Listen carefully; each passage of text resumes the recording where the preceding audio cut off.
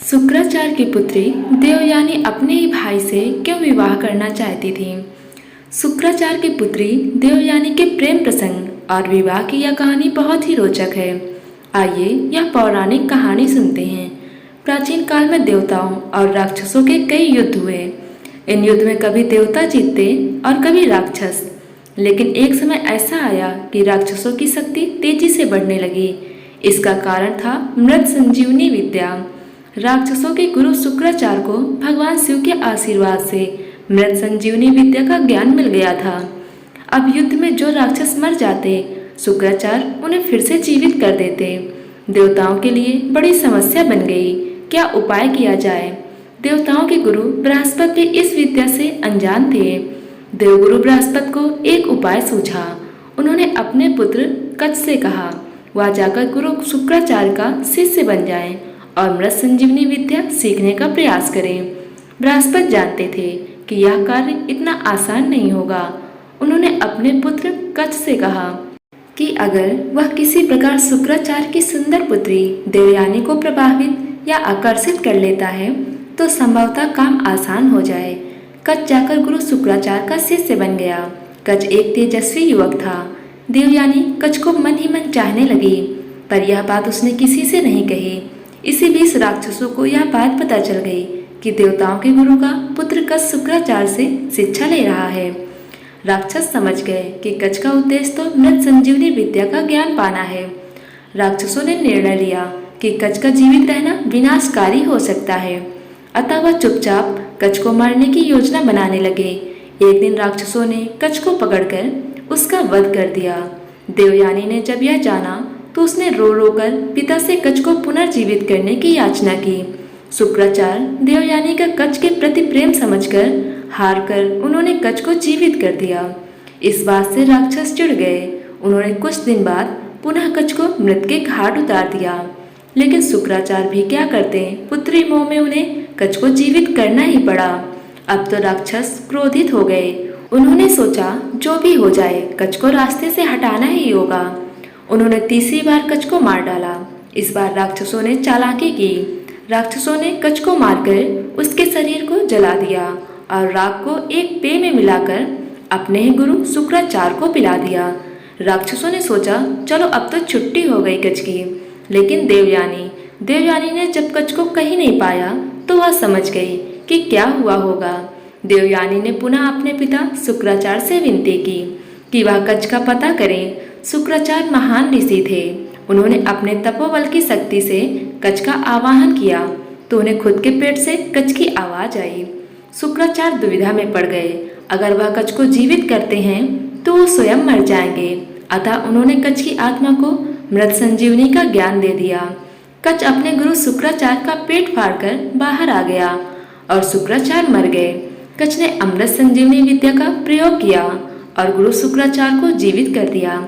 कच्छ ने शुक्राचार्य को जीवित करके शिष्य के धर्म को निभाया, अतः शुक्राचार्य ने कच्छ को आशीर्वाद दिया। देवयानी कच्छ को देखकर अत्यंत प्रसन्न हुई और उसने कच्छ से विवाह करने की इच्छा जताई। जवाब में कच्छ ने सत्य का उद्घाटन किया कि यहाँ आने का उसका उद्देश्य मृत संजीवनी विद्या पाना था, जो पूरा हो चुका है। अब वो वापस देवलोक जा रहा है।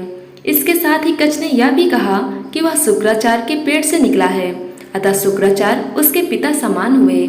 इस प्रकार देवयानी कच्छ की बहन हुई, इसलिए वह अपनी बहन से शादी कैसे कर सकता है। देवयानी को इस बात से गहरा आघात पहुंचा। क्रोध और शोक में देवयानी ने कच्छ को श्राप दिया कि वह कभी भी मृत संजीवनी विद्या का प्रयोग नहीं कर पाएगा। कच्छ इस बात से चकित रह गया। चिढ़कर उसने भी देवयानी को श्राप दिया कि वह जिस भी व्यक्ति से विवाह करेगी उसका चरित्र अच्छा नहीं होगा। कच्छ के चले जाने के बाद देवयानी व्यथित मन से जीवन व्यतीत करने लगी। एक दिन देवयानी राजकुमारी शर्मिष्ठा के साथ वन में स्नान करने गई। राजकुमारी शर्मिष्ठा असुर राजा वृषपर्वा की पुत्री थी। राजा वृषपर्वा गुरु शुक्राचार्य का बहुत सम्मान करते थे और उन्हें मुख्य सलाहकार नियुक्त किए थे। इसी कारण देवयानी और शर्मिष्ठा में पहचान और दोस्ती थी। जब लड़कियां स्नान कर रही थीं तो जोर की हवा चली, जिससे नदी के बाहर रखे उनके सूखे कपड़े इधर उधर बिखरने लगे। जब देवयानी ने नदी से बाहर आकर कपड़े पहने तो गलती से उसने शर्मिष्ठा के वस्त्र पहन लिए। हवा की वजह से सब कपड़े आपस में मिल गए थे, अतः देवयानी से यह भूल हो गई। शर्मिष्ठा ने जब यह देखा कि देवयानी ने उसके वस्त्र पहन लिए तो उसने चिढ़कर कहा, राजकुमारी के कपड़े पहनने से तुम राजकुमारी नहीं बन पाओगी। तुम्हारे पिता मेरे पिता के सेवक ही हैं, तो तुम भी सेविका हुई हो। देवयानी एक अति सुंदर युवती थी। राजकुमारी के वस्त्र पहनने से उसकी सुंदरता और भी बढ़ गई थी। शर्मिष्ठा भी रूपवती थी, पर उसे देवयानी से स्त्री स्वभाववश जलन हुई। स्नान करके लौटते समय गुस्से और जलन से भरी शर्मिष्ठा ने देवयानी को एक सूखे कुएं में ढकेल दिया और अपनी दासियों के साथ वापस नगर आ गई। कुआं बहुत गहरा तो नहीं था, अतः देवयानी बच तो गई, लेकिन वो उस कुएं से बाहर नहीं निकल पाई। गिरने से लगी चोट से कहराती देवयानी बचाव की गुहार लगाने लगी। संयोगवश उसी जंगल में युवा राजा ययाति शिकार खेल रहे थे। राजा ययाति महान प्रतापी राजा नहुष के पुत्र थे। जब ययाति कुएं के पास से गुजरे तो उन्हें देवयानी की करुण पुकार सुनाई दी। राजा ययाति ने देवयानी का हाथ पकड़कर कुएं से बाहर निकालकर उसकी प्राण रक्षा की। राजा ययाति एक सुदर्शन पुरुष थे। उनके सुंदर व्यक्तित्व से देवयानी प्रभावित होकर बोली, आपने मेरा हाथ पकड़ा ही है तो अब छोड़िए नहीं, आप मुझे पत्नी रूप में स्वीकार कीजिए। ययाति भी देवयानी के रूप यौवन पर मुग्ध थे। जब उन्हें पता चला कि देवयानी गुरु शुक्राचार्य की पुत्री हैं तो वह असमंजस में पड़ गए।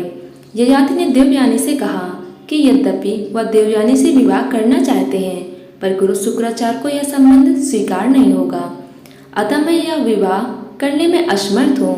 यह कहकर दुखी मन से राजा ययाति ने देवयानी से विदा ली। जीवन में पुनः दूसरी बार देवयानी का तिरस्कार हुआ।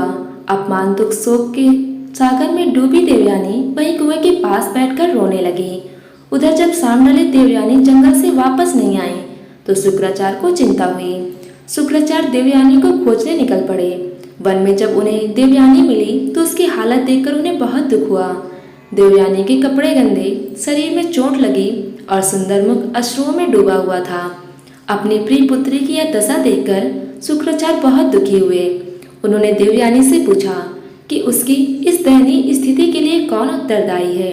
देवयानी ने राजकुमारी शर्मिष्ठा की बात बताई और कहा कि राजकुमारी ने मुझे एक सेवक की पुत्री कहा और मेरा अपमान किया। मैं यहाँ से तब तक नहीं हिलूंगी जब तक राजकुमारी शर्मिष्ठा मेरी दासी नहीं बन जाती। यह एक अवांछित इच्छा थी, पर गुरु शुक्राचार्य इस स्थिति में अपनी प्रिय पुत्री को न कैसे कहते। शुक्राचार्य राजा बृहस्पति को संदेश भेजा कि वह उनके राज्य में वापस नहीं लौटेंगे अगर देवयानी के इच्छा अनुसार राजकुमारी शर्मिष्ठा देवयानी की सेविका नहीं बनी तो। राजा बृहस्पति यह बात जानते थे कि गुरु शुक्राचार्य के बिना असुरों का पतन निश्चित था। राजकुमारी शर्मिष्ठा भी यह बात जानती थी, अतः अपने वंश और राक्षस जाति के लिए आखिरकार उन्होंने देवयानी की सेविका बनना स्वीकार किया। दिन बीतने लगे। एक दिन देवयानी उसी वन में घूम रही थी कि पुनः उसकी मुलाकात राजा ययाति से हो गई। देवयानी और ययाति दोनों एक दूसरे को देखकर अत्यंत प्रसन्न हुए। इस बार देवयानी ययाति को अपने साथ लेकर पिता शुक्राचार्य के पास पहुंची और ययाति से विवाह करने की इच्छा व्यक्त की। गुरु शुक्राचार्य ने देवयानी की इच्छा की, पर उन्होंने ययाति के सामने शर्त रखी कि जीवन में कभी भी ययाति की वजह से देवयानी की आंख में एक भी अश्रु बहना नहीं चाहिए। ययाति ने यह शर्त सहर्ष मान ली, अतः देवयानी और ययाति का विवाह हो गया। देवयानी से विवाह के बाद राजा ययाति वापस अपने राज्य प्रतिष्ठानपुर आधुनिक समय में इलाहाबाद शहर वापस लौट गए और आनंद पूर्वक जीवन व्यतीत करने लगे। देवयानी के साथ सेविका शर्मिष्ठा भी आई थी। दासी होने के बावजूद चूंकि शर्मिष्ठा एक राजकुमारी थी, अतः उसे भी रहने के लिए एक अच्छा महल दे दिया गया था। एक दिन शर्मिष्ठा अपने उद्यान में घूम रही थी कि उसका सामना उधर से गुजरते राजा ययाति से हो गया। कच्छ के श्राप का असर कहें या शर्मिष्ठा की सुंदरता या विधि का खेल, राजा ययाति शर्मिष्ठा की सुंदरता पर मोहित हो गए। शर्मिष्ठा भी ययाति की ओर आकर्षित थी। शर्मिष्ठा ने ययाति से विनती की कि वो उसकी भावना का सम्मान करें और उससे विवाह कर लें। इच्छा तो ययाति की भी थी, पर वह जानते थे कि देवयानी को पता चला तो बहुत क्रोधित होगी। देवयानी को कष्ट हुआ तो गुरु शुक्राचार्य को रोष ययाति पर टूटेगा। शर्मिष्ठा ययाति से कहती है, राजधर्म के अनुसार यह बात जरा भी अनुचित नहीं है।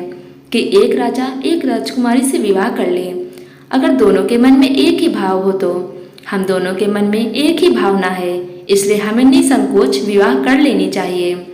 आखिरकार ययाति शर्मिष्ठा की बातों से निरंतर हो गए और दोनों ने गुपचुप गंधर्व विवाह कर लिया। कुछ दिन बाद देवयानी गर्भवती हुई और उसके 2 पुत्र हुए, यदु और दुर्वस्तु।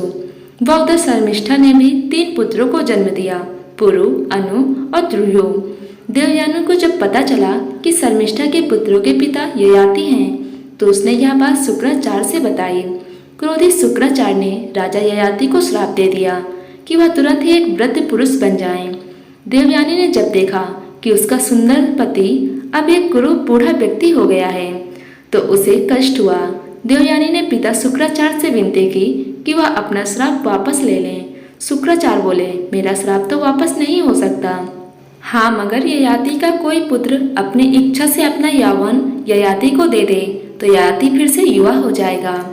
भोग में डूबे ययाति का मन यौवन के आनंद से भरा नहीं था।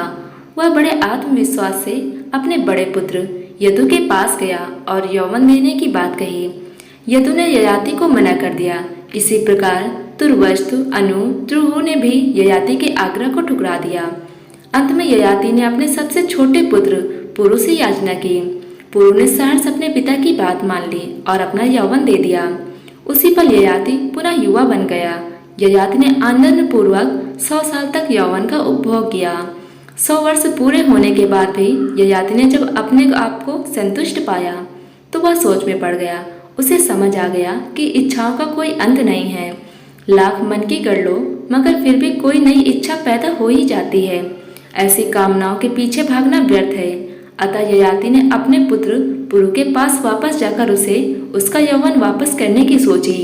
जब पुरु को अपने पिता ययाति की इच्छा का पता चला तो उसने कहा, अपने पिता की आज्ञा का पालन करना मेरा कर्तव्य था। आप अगर चाहें तो कुछ समय और आनंद भोग करें, मुझे कोई कष्ट नहीं है। ययाति ने जब यह बात सुनी तो उन्हें बहुत ग्लानि हुई। ययाति पुरु की उदारता से बहुत प्रभावित हुए और सबसे छोटा होने के बावजूद उन्होंने पुरु को अपना उत्तराधिकारी घोषित कर दिया। ययाति ने पुरु को उसका यौवन वापस लौटा दिया। पुनः वृद्ध रूप में आकर ययाति देवयानी और शर्मिष्ठा के साथ राज्य छोड़कर वनप्रस्थ हो गए। आगे चलकर राजा ययाति के 5 पुत्रों ने 5 महानतम वंश का निर्माण किया। आपको यह कथा पसंद आई हो तो वीडियो को लाइक करें और चैनल को सब्सक्राइब करें। धन्यवाद।